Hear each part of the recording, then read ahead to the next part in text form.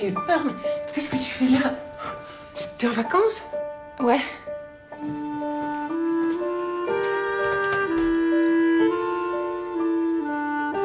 C'est bien de te voir là. Si t'es dans la merde, tu devrais leur dire. J'ai plus rien. T'as tout dépensé? Non, j'ai plus rien. J'ai plus de travail, j'ai plus d'appart. C'est une chance qu'Henri ait besoin de quelqu'un. Puis c'est provisoire. Je me mets au pied. Eh bien. Arrose. Voilà. Frotte, là, oh. Moi, ce que je cherche, c'est quelqu'un de valable, tu vois, qui puisse reprendre l'affaire. J'ai acheté ce chien et il y a un problème. C'est de l'eczéma, je pense. C'est vétérinaire? Le vaccin sont en règle, on n'a rien à se reprocher. Sois réveillé hier. Tchéquie? Slovénie. J'en prends 15 kilos. C'est quoi? Leur carnet de vaccination. Mais ils ont été vaccinés? Non, mais maintenant ils le sont. C'est 8000 les 10 kilos. 8000. L'argent? Henri, mais t'es fou. C'est pas moi, hein. Non, c'est moi, maman. Le bracelet, c'est n'importe quoi. Faut que tu fasses gaffe avec l'argent, sinon ça va se voir. J'en prends 2 caisses. Moi, j'en prends 2 caisses. Mais t'es qui, toi? Eh oh, mon argent, il pue! J'ai parlé avant lui, donc tu me donnes 2 caisses. On va faire du bon boulot, toi et moi. Pourquoi les queens comme ça, vous leur donnez pas à manger? Bon, écoute, t'es très jolie, tu sues sûrement très bien, tu m'apportes de la vodka, mais je te connais pas. Je veux plus continuer. Tu dois arrêter, c'est pas pour toi ce business. T'es en train de t'abîmer. Qu'est-ce que tu crois? Tu rappliques, tu prends mon fric et tu t'en vas.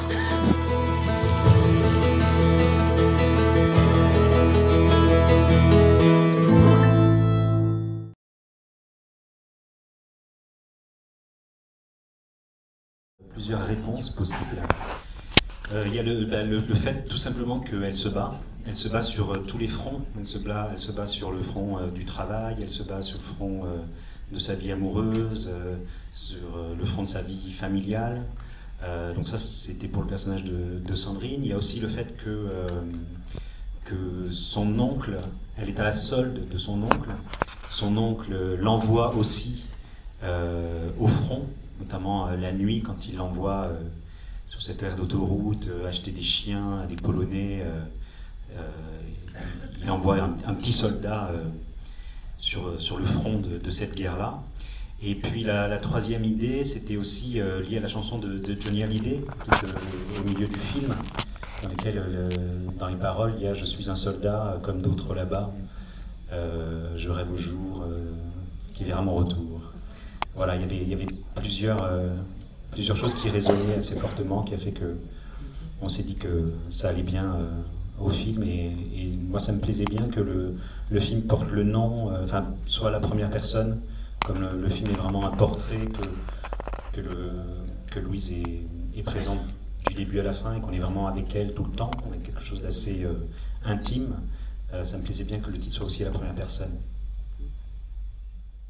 C'est rare que les acteurs regardent la caméra, c'est ça? Non, mais j'ai pas compris l'intérêt en fait. Ah, je croyais que je vous avais plu. En fait, j'avais un sentiment de... Je ne pouvais pas laisser le personnage loin dans la mer, comme ça, dans le plan qui précède, qui est un plan large d'elle qui nage. Il se trouve qu'on a tourné... c'est important pour moi que la fin soit le début d'une autre vie, c'est-à-dire qu'elle part de... je vois pas grand-chose. Elle part du nord, il y a la notion de vitesse avec la mer là qu'on voit défiler, et ce dernier plan, c'est un plan de libération, c'est un plan du début de quelque chose d'autre. Et il se trouve que le jour où on a tourné une matinée du côté de Marseille, ce plan-là, il y avait énormément de vent. Et du coup, dans ce plan qui devait être assez apaisant, il y avait une notion de danger que je n'avais pas écrite, mais évidemment il faut faire avec les intempéries, et donc on a gardé cette prise où Sandrine sourit, elle a l'air bien dans la mer, mais en fait je ne pouvais pas finir le film en étant aussi loin d'elle. J'avais besoin qu'on se rapproche, et dans les rushs il y avait ce regard que je trouve très beau, très énigmatique, et pour moi c'était aussi une manière de dire, enfin qu'elle dise aux spectateurs, voilà, vous m'avez suivi dans toutes ces épreuves. Ça a été peut-être un petit peu difficile par moment, mais ça va aller. Voilà, ça va aller. Pour la suite, ça va aller. Comme un rapport de connivence avec le spectateur. Autre question? Et Louise, c'est ce que vous pensiez quand vous regardiez la caméra? Ça va aller? Alors, je sais pas si on peut dire les secrets de tournage comme ça. Vous voulez faire des secrets ou pas? Oui. Non, mais en fait, ce qui est particulier pour moi, c'est que je suis loin de m'être raconté tout ça. Parce qu'en fait, c'est le premier jour de tournage. Donc, j'ai absolument pas vécu les péripéties que vous avez vues dans le film. C'était presque comme un essai caméra, parce que c'est la première fois que tu me filmais. Et voilà, donc je regarde la caméra en me disant qu'est-ce qui va m'advenir.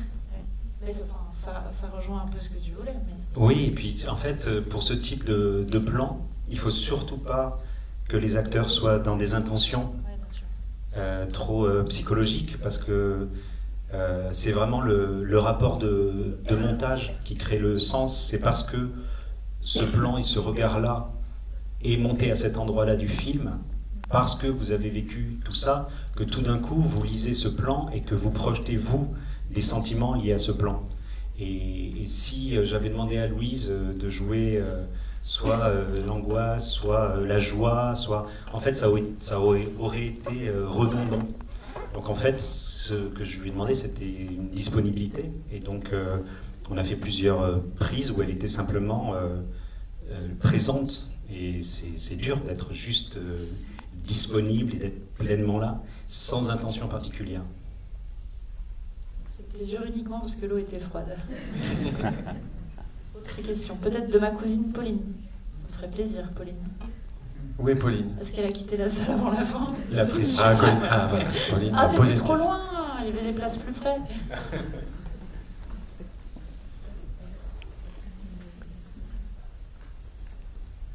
Louise, je voulais savoir si c'était pas trop dur de jouer avec les chiens. Bonne question. J'ai pas peur des chiens, mais effectivement, toutes les cascades ont été réalisées par moi-même, comme Jean-Paul Belmondo. Et il y avait un entraîneur de cinéma qui m'a entraîné tout un été à supporter la morsure et l'attaque par l'arrière, parce qu'en fait, il faut tomber avec le chien sans lui faire mal. Et sans se faire mal. Sans se faire mal, mais le monsieur tient beaucoup à ses chiens. Et après, en fait, puisque pour le chien c'est un jeu, hein, bien sûr, il ne veut pas faire de mal, parce qu'il y a un petit peu de rembourré, donc lui, c'est comme une balle à mâcher, quoi. Il adore ça. Mais pour que ce soit drôle pour lui, et surtout que donc, la morsure soit vraisemblable, il faut bouger sa jambe le plus possible. Donc en souffrant, il faut réussir à faire ça en hurlant pour que lui, il se jette sur la chair fraîche. Voilà. Donc ça c'est compliqué parce qu'en fait, ça fait très mal. En fait, elle avait des bleus et moi j'ai culpabilisé. Elle me dit, est-ce qu'on peut faire une autre prise Et on en a fait 3. Ouais. Mais voilà, Louise a fait toutes les cascades, absolument. Même sur l'autoroute, quand elle traverse l'autoroute, les voitures qui foncent à droite à gauche avec des cascadeurs. C'est elle. Et sinon, les petits chiots, en fait, c'est très fragile. Et je ne savais pas tout ça. Comme ils avaient moins de 2 semaines, il fallait surtout pas les faire tomber, mais ne serait-ce que de 30 cm de hauteur, parce que ça les aurait tués. Et alors, on doit aller très vite, charrier des caisses, etc. Mais c'était quand même une pression constante. En plus, chaque chien vaut 1 000 €. C'est pas une question d'argent, mais quand même. Les producteurs nous aussi pas mal de pression.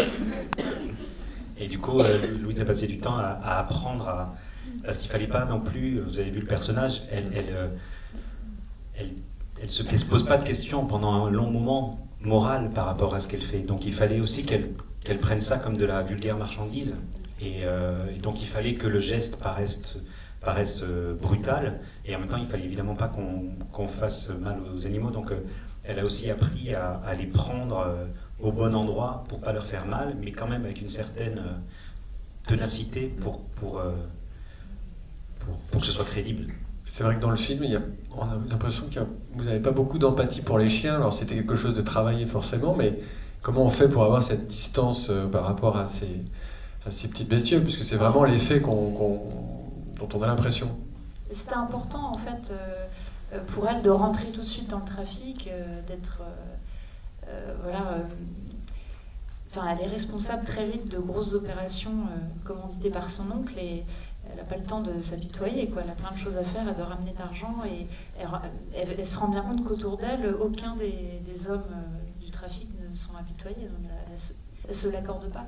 Mais à un moment, quand même, elle dit vous n'avez pas l'impression qu'ils vont avoir des maladies, là vous devriez faire ci, vous devriez faire ça, elle se fait tout de suite rembarrer. Donc il n'y a pas la place pour ça. Mais moi, entre les prises, je faisais plein de câlins.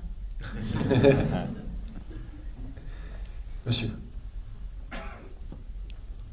Bonsoir. Sur l'aspect trafic, dans quelle mesure ça peut se passer comme ça? Ça se passe pas comme ça? Comment vous êtes documenté en fait sur toute cette partie? Donc, comme je disais tout à l'heure, le point de départ, ça n'a pas été le trafic à proprement parler. Mais quand est venue cette idée du trafic, on avait deux options en fait. Soit arrêter d'écrire et faire tout un travail de documentation pour écrire à partir de la réalité documentaire, soit continuer à tirer le fil du personnage dont on avait écrit le début de l'histoire. Et je me suis dit qu'il valait mieux suivre son personnage parce que c'était elle qui allait être la colonne vertébrale. Et donc on a écrit l'histoire de Sandrine en inventant le trafic, les scènes de trafic dont on avait besoin pour son histoire à elle. Ce qui permettait aussi de ne pas être séduit par des choses liées au trafic qu'on aurait voulu mettre dans le film pour de mauvaises raisons, qui auraient été des raisons liées au trafic et pas liées à l'intimité du personnage. Et donc on a construit sa trajectoire à elle en inventant le trafic, et une fois qu'on avait cette structure-là, on a fait ce travail documentaire en lisant des articles. Il se trouve que après la version 1 du scénario, il y a eu un numéro d'envoyé spécial sur France 2 sur le trafic des chiens. Donc j'étais vraiment béni. Et il y avait des caméras cachées dans ce reportage. Et notamment une scène qui se passait dans une ferme où une femme avait des vaches, et dans un garage pourri, une dizaine d'animaux. Et donc ça montrait bien aussi que le trafic était pas forcément fait par des professionnels de l'animalerie, mais aussi par des gens qui s'improvisaient pour arrondir leur fin de mois, dresseurs, et qui vendaient vraiment des bêtes pas en très bonne santé. Et cette scène-là, par exemple, cette caméra cachée a donné lieu à la scène avec le monsieur qui est assez vulgaire, qui a les vaches aussi. Et donc à partir de cette documentation, j'ai réinséré des éléments réels dans la fiction. Donc par exemple, aussi tout ce qui tourne autour des vaccins, des faux vaccins. Il y avait pas mal de détails que j'ai pris dans ce reportage. Il y avait cette image de ce monsieur qui avait ce travail en plus, en bonne et due forme. Le reste, c'est vraiment des chiens qui viennent souvent des pays de l'Est, qui transitent souvent par la Belgique et qui n'ont pas un parcours. Donc c'est réel. Après, vous dire que ça se passe comme ça, sous l'autoroute, avec la descente des flics, tout ça, bon, ça c'est moi qui fais un peu de cinéma, quoi. Mais la réalité du trafic, elle est bien réelle. C'est vraiment colossal.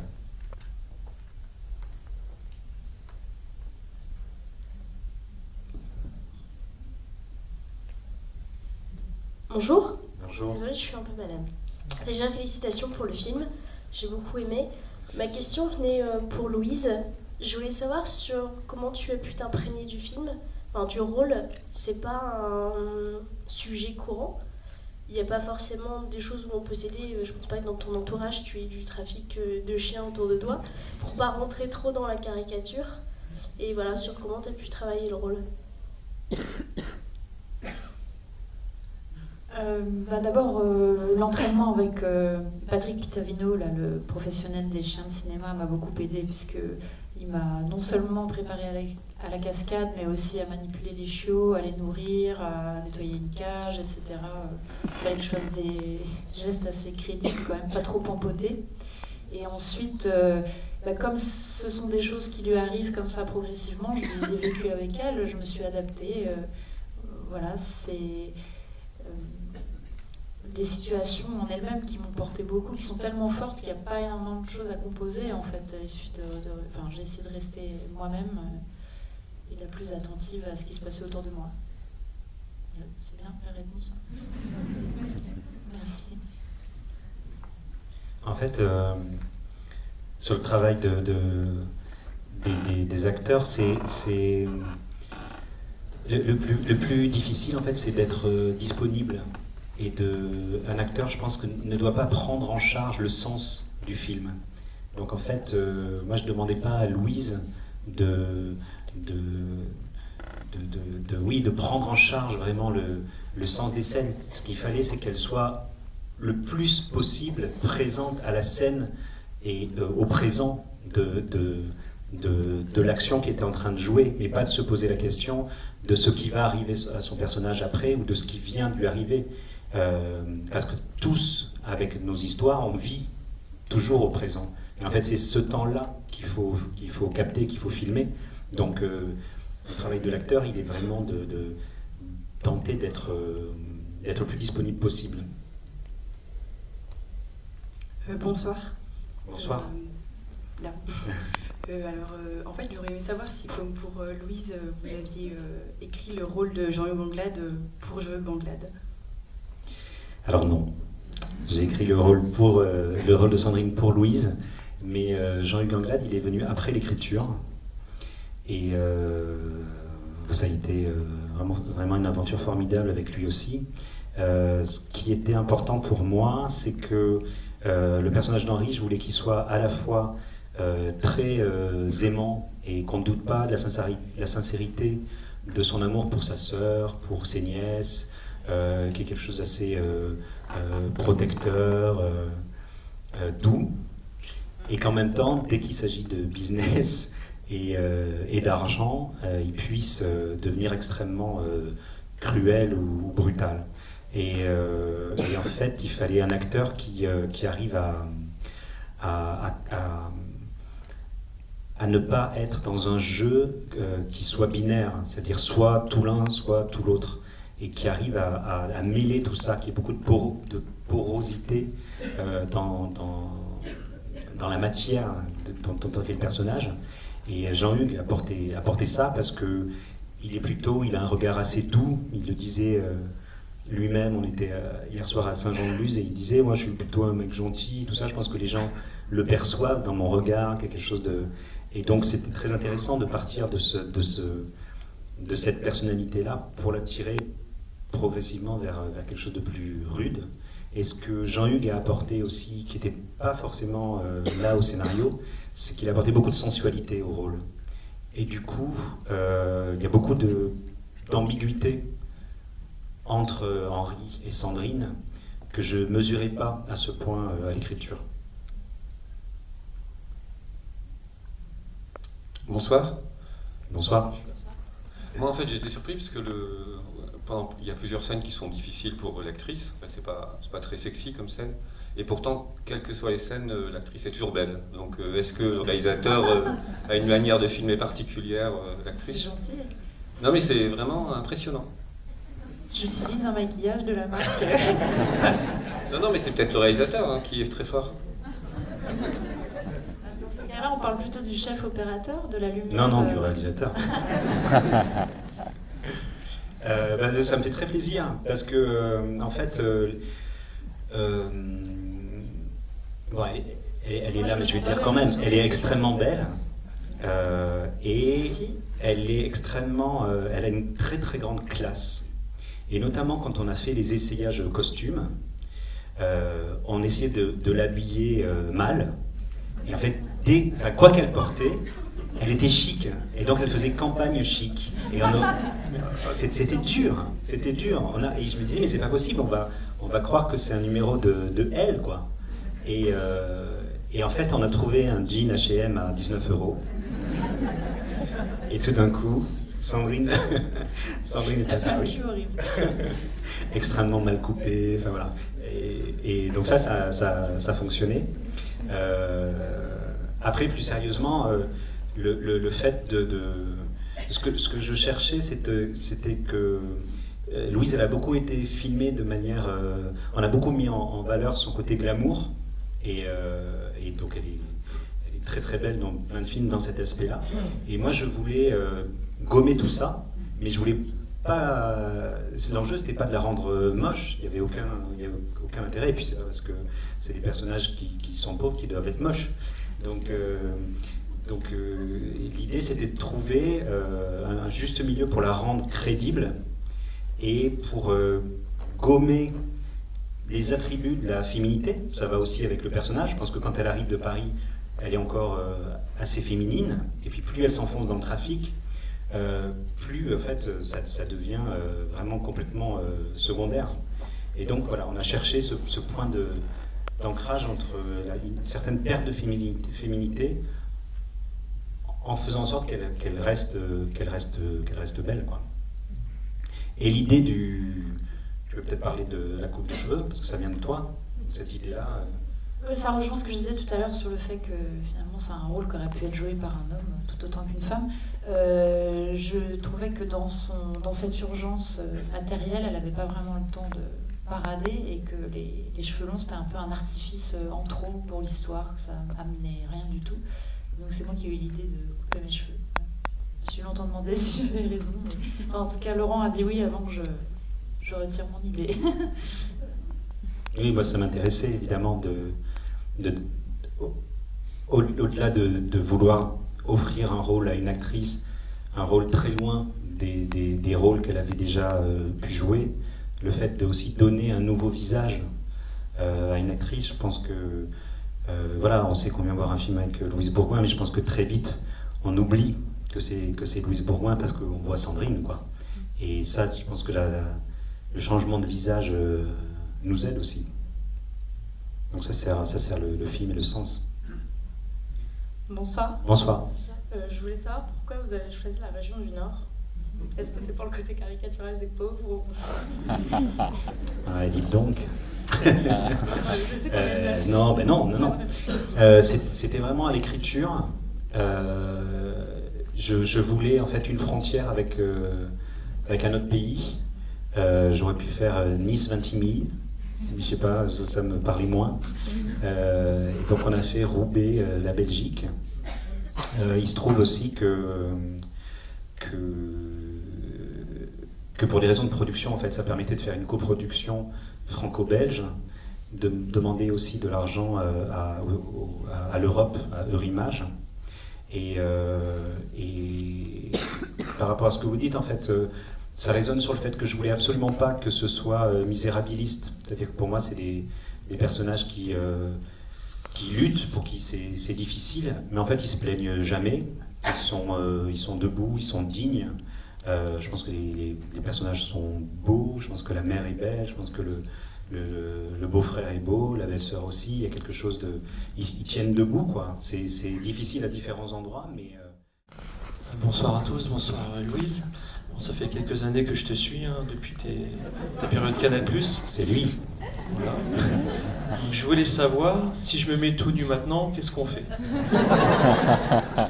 Laurent me dit c'est lui, je lui dis c'est pas lui, parce qu'en fait d'habitude j'ai quelqu'un aux avant-premières qui me demande toujours en mariage, c'est toujours le même, et là c'est carrément une mise à nu. Moi j'étais une petite blague, voilà, en tout cas pour film.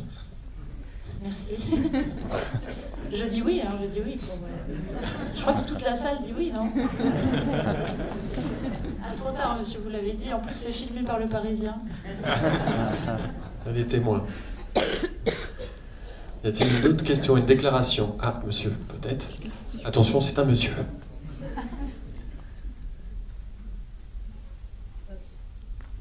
Non, je vais pas déclarer ma flamme à Louise, mais plutôt à Laurent. C'est vous à qui j'ai pas plu. Si, mais en fait, je voulais vous demander en mariage, mais comme vous avez dit qu'il y avait quelqu'un avant, je vais pas le faire. Non, juste question un peu inutile. On vous a déjà dit, Laurent, que vous ressembliez énormément à Steven Spielberg. Ah oui, complètement, oui. C'est pour ça que j'ai accepté. Je me suis fait complètement... J'ai rencontré dans un café, j'ai dit oui tout de suite, je me suis fait un peu penser.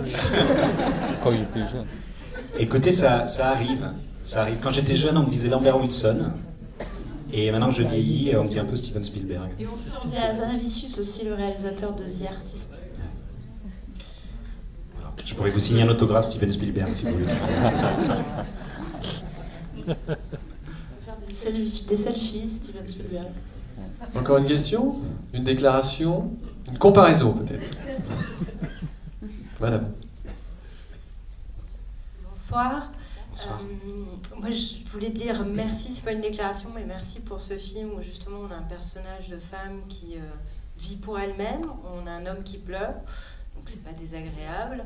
Et moi, ce que j'ai ressenti, c'est beaucoup de solitude. Et vous avez parlé du sens, le fait de donner du sens pour l'acteur qui doit rester disponible. Pour le réalisateur, la question du sens, vous vous l'êtes posée, comment vous vous l'êtes posée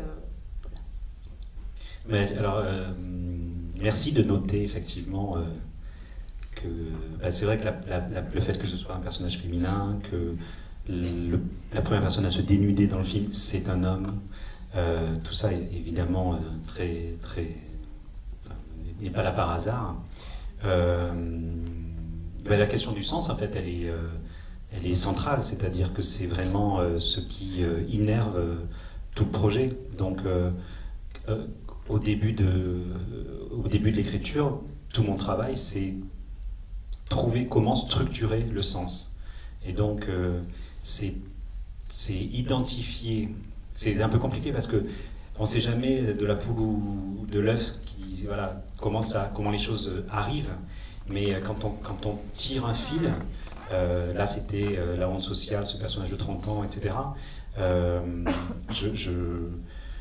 Je cherche par tous les moyens à structurer le sens par des scènes cinématographiques. Donc mettre en place des événements, des actions qui vont produire dans la tête du spectateur du sens. Et après je réfléchis à comment faire évoluer ce sens, et après sur la totalité du film, quel est le sens global.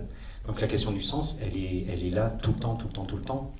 Et ensuite, sur le plateau, on est moins sur la question du sens général, parce que ça a été travaillé à l'écriture, au scénario. Donc on est plus sur comment rendre crédible une scène, comment créer de l'inattendu, comment faire en sorte que les acteurs créent quelque chose ensemble qui nous surprenne, ou nous émeuve, etc. Donc on est vraiment dans le concret de l'action. Et ensuite, la question du sens, elle revient au moment du montage, où finalement il faut oublier le scénario, c'est-à-dire ce qu'on a rêvé, ce qu'on a projeté. Il faut oublier le tournage avec les choses qui se sont bien placées, les choses qui ont été plus difficiles, les choses qu'on pensait avoir réussi, finalement c'est un peu moins bien, les choses qui sont étonnamment réussies alors qu'on pensait que la scène était plus pauvre. Enfin, voilà, tout ça, on oublie les émotions du tournage, et tout d'un coup on est face à la matière du film, et on se dit, voilà, maintenant le film c'est cette matière-là, et qu'est-ce que j'en fais, et comment je la structure, et comment je monte les éléments entre eux pour produire du sens. Et au cours du montage, c'est vraiment une question passionnante de voir à quel point le fait de déplacer une scène ou de modifier la prise dans une scène plus ou moins violente d'un personnage modifie l'ensemble du récit. Donc la question du sens, elle est présente voilà, dans toutes ces étapes-là. Bonsoir. Je voulais savoir, pour votre premier film, qu'est-ce qui a été le plus dur finalement dans toute la production? Et si vous avez des projets aussi? Alors, projet, je commence tout juste à écrire le prochain, mais en fait, il y a beaucoup de festivals et beaucoup d'avant-premières, donc mon temps est quand même beaucoup pris par le fait d'accompagner le film, comme il sort le 18 novembre en France, puis il sort en Belgique le 25 novembre, puis après il y a d'autres festivals, donc ça prend quand même beaucoup de temps, donc je commence à écrire, mais c'est encore embryonnaire, donc je me pose des questions de sens. Et que raconter avec un deuxième film pour pas faire la même chose et tout ça, pour essayer de me surprendre moi-même. Et ce qui a été le plus dur,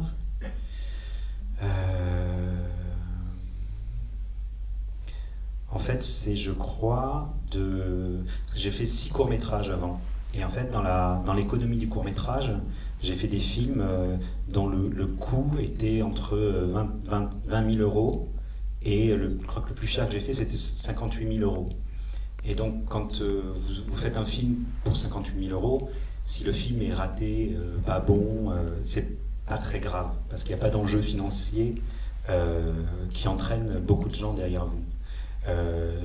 Là, sur un film à 3 millions d'euros, avec des acteurs connus, avec une production, avec des attentes, avec le CNC qui m'a donné de l'argent, avec Canal+, qui m'a donné de l'argent, il y a beaucoup de pression.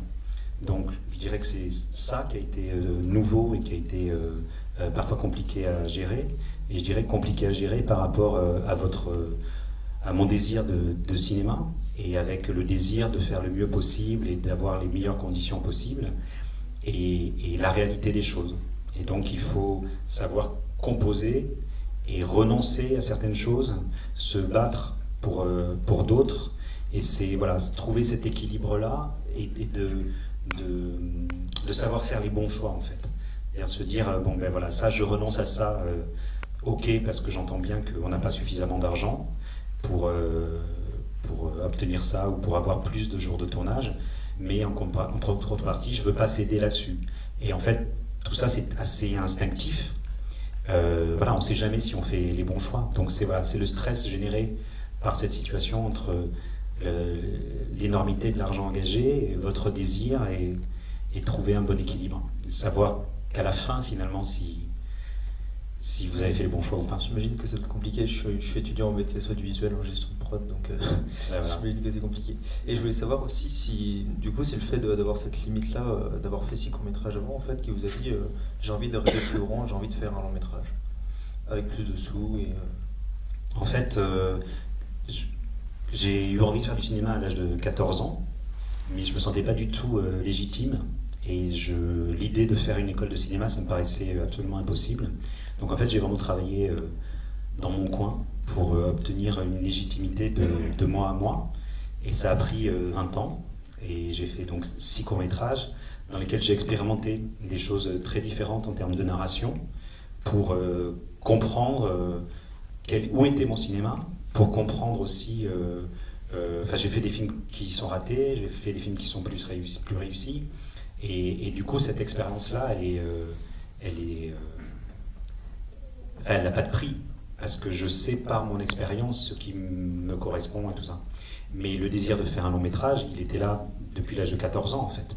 Donc en fait, c'est juste que ça a pris du temps de me considérer comme légitime, et ensuite d'être suffisamment mûr, d'être prêt pour écrire ce scénario, et ensuite pour trouver le financement.